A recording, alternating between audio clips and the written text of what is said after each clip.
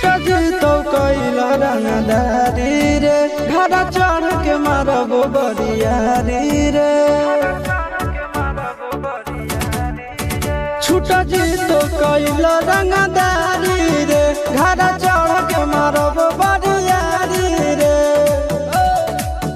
तोरा बाप के न तोरा दादा के चिन्हबो बेटा सब गोली मारबो ताएगो गिनबो तोरा बाप के न तोरा दादा के चिन्हबो बेटा सब गोली मारबो ताएगो गिनबो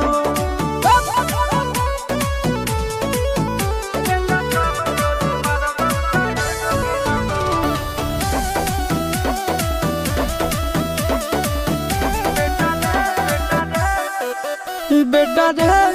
काटा से ठोक देबो चिमनी के भाटा में झोंक देबो देखबो कवन बाप बचैतौ तोरा प्रशासन के गाड़ी भी रोक देबो बेटा जी सुनो बेटा रे काटा से ठोक देबो चिमनी के भाटा में झोंक देबो देखबो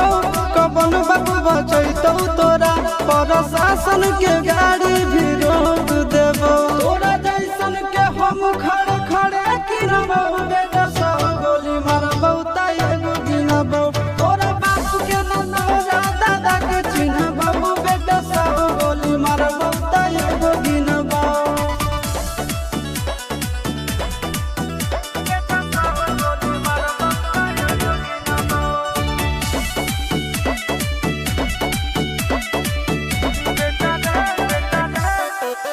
बेटा रे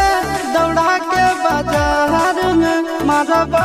गोली तोर कपार में रंगदारी जे करम भी बिहार में गड़ देबो गंगा जी किनार में इतना मार पड़तो ना बेटा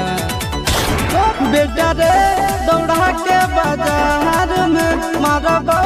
गोली तोर कपार में रंगदारी जे करम भी बिहार में गड़ देबो गंगा जी किनार में कहो चिंटू आशीष के कारण सुनाबो बेटा सब गोली मारबो ताएगो गिनबो तोरा बाप के न तोरा दादा के चिन्हबो बेटा सब गोली मारबो ताएगो गिनबो